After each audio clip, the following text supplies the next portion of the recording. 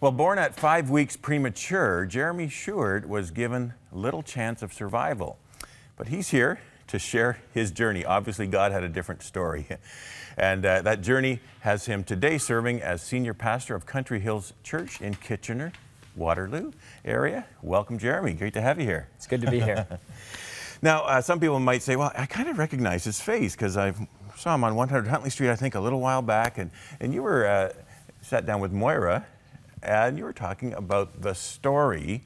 Yeah. Just quickly recap what that's about. Sure. We went through a resource put out by Zondervan this past year called The Story. It goes through the overarching story of the Bible, allows us to get the grand scheme of the narrative of God, His pursuit of us. So it's been a wonderful time as a church family. So at the church, just going through the Bible in that way is it's a great experience.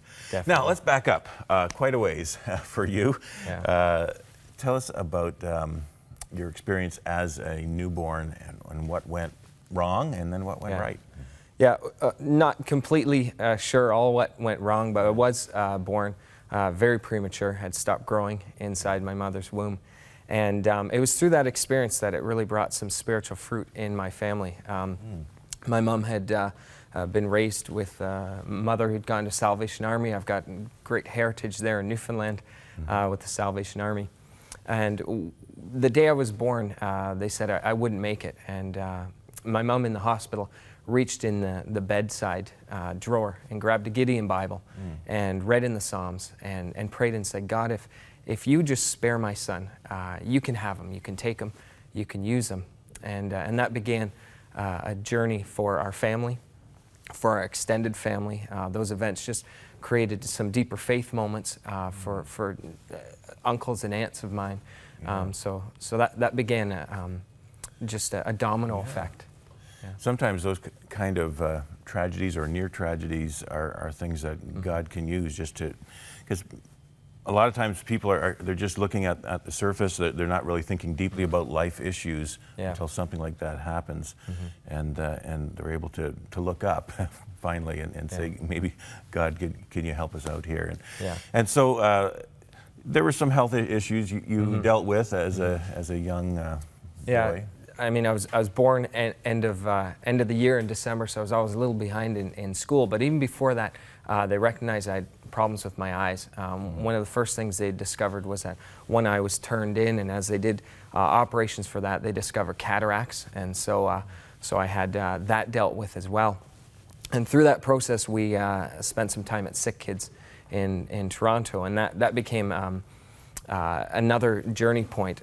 Through that whole period of time, my parents became believers, and it was in part with Huntley Street and your father and Father Bob and Bob McDougall. Bob McDougall. Yeah, some of our longtime viewers are saying, "Oh yeah, that rang a bell for them."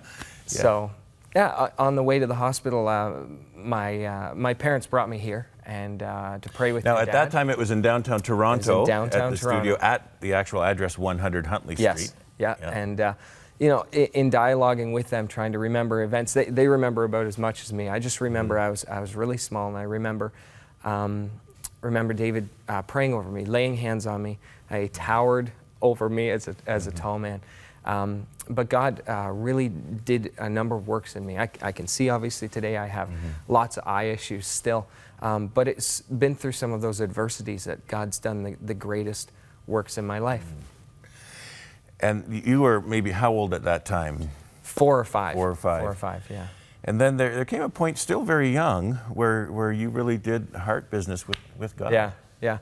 So through all that, I mean, my whole family, extended, not all, but a number, were going through a spiritual journey. And we ended up at Heaven's Gates and Hell's Flames. Oh. When I was probably about 7 or 8. Now that's a production that a lot of churches will put on that kind of displays the realities, as taught in the Bible, of the reality of heaven, reality of hell, and that it's a dramatic presentation. And so tell us about how that had an impact. It just helped me see as a young boy the differences of the choices to follow Jesus or not, and what ramifications that has, especially after death. And so I made a decision to follow Jesus that night, and through my childhood and on into my teen years, that stayed true. I faltered a little bit, but nothing too much. And it was in around grade 11 where really God got a hold of me, started to stir my heart towards ministry, and allowed me to make some choices that would set the path going forward. And so I've really recognized a lot of who I am and where I am is nothing I've done. Yeah. And that's the reality for everyone. And many people look at their life situation and sometimes can't see God as clearly. But as we look back, and as I look back, I see His hand through it all, in different events, in different times, in different places. And we never know the path that He has forward, but sometimes He allows us to see some of through the fog currently, and what past has spoken to us, and what He's spoken to us through that. It's the grace of God. As you said, it's nothing that you've done. It's Absolutely. everything that God has done, and we've just received it by faith. Yeah. Perhaps there's someone right now in that kind of a fog. They're watching, and they're just saying, you know, some things have happened in my life. I'm not sure what to do, and it's kind of foggy. God, or maybe are you out there? Well, what might you say to that person? It's in our adversity, and it's in our pain, and it's in some of the things that don't seem to work out. It's in our imperfections that God's perfect plan is made most evident, most perfect. And I've been reading through Corinthians lately again, and just reminded again that God's weaknesses are stronger than our strengths, that God's wisdom, even the lowest of His wisdom, is greater than anything we can know. And so His plan is made perfect in our brokenness.